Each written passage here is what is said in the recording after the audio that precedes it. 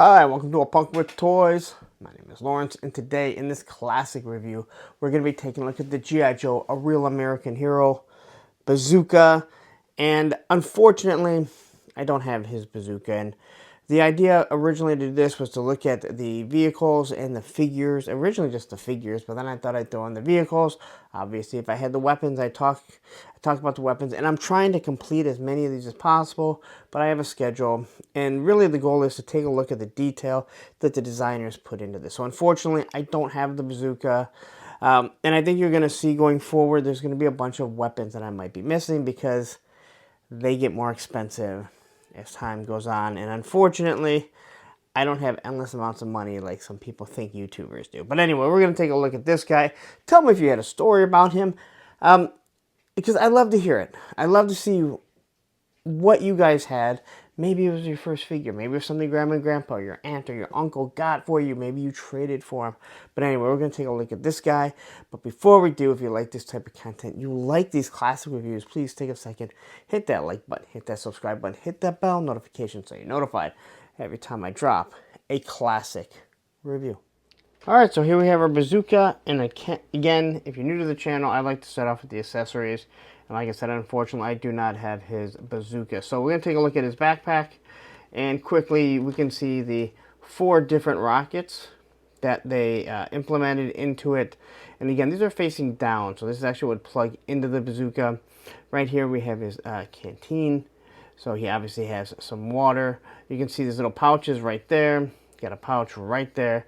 And again, here's the big one here. And I love the little latches or the belt buckles because it just gives a lot of detail. Even up here, you can see where the stitching is supposed to be. So a lot of love gets put into this. Again, these are things we probably didn't realize. Maybe some did. I know I definitely did not. So here's his helmet. And again, helmets were very unique, but they could fit on any one of their heads for the most part. Obviously not Alpine right there. So you look here, this has a strap around it, and then it has some sort of covering over it, probably to stop with the branches brushing up against it, different things like that. Again, if you were in the military, please tell me. But again, the detail in this, so you can see all the wrinkles in it, really does a world of good there, just so you can see exactly how it's supposed to be. As for our bazooka, so he does wear the number 14 for the Patriots. I forget what athlete it was, what football player. So please tell me if you remember or you know who it is. But again, they are out of the New England area, Hasbro. So you saw a lot of things like that. All right, so looking at this head sculpt, he's got a big burly mustache. And yes, if you're wondering, mustaches were all the rage back in the 80s. You can see his hair. I think that looks really good. They even tried putting some detail into it right there, so it just wasn't really smooth. You got the big eyebrows. You have the same eyes. They just put a little dot right there, but then they put a little bit of paint right on the top. And then you can see the nice nose and the mouth. The ears were just very plain. They didn't try and do anything. And yes, this is my original bazooka, if anyone is wondering. All right. As we get down to his jersey, he's number 14. It is Patriots color. All right, it has the, I mean, it's a blue collar, but it almost looks like it's supposed to be some sort of like bandana, but it's just a collar. The 14 that's painted on it nicely. We've seen it on the classified. Around his cuffs on his short sleeve shirt, it has the same thing. So this is again the uniform of the New England Patriots, the old ones, not the Tom Brady, I win a Super Bowl every single year, every other year. Then he has some green sweatbands right there. All right, you get down to his belt buckle, and I love the fact that you can see the holes of how this thing is going to buckle onto the belt, and then you can see the loops right there. So this is actually meant to hold up his pants. You got a nice little pouch there. All right, and a pouch over on this side. You got the crotch right there. On the back, you got 2 pockets that seem to be kind of popping out a little bit. So they're more than just like aesthetic pockets. They're actually meant to be used. Here you have his pouches on his on his leg, and I love, once again, the fact that they made it where this looks like it is all wrinkled up. So again, you get some look to it, some depth, and this was a lot of love that they put into it. And then you get down to his boots. I believe these are considered tanker boots, but it has kind of like 2 rings around it, and then on the bottom, it's buckled, so you don't have to worry about it coming undone, is my guess. As for his articulation, this figure could look down, and he can't really look up. And again, you can see that he's kind of loose. I probably need to tighten him. You know, in all honesty, the O-ring actually feels really good, so I probably need to tighten him just a little bit. But he can look side to side, and you can't turn the head all the way around, which I like. We have his T-pose.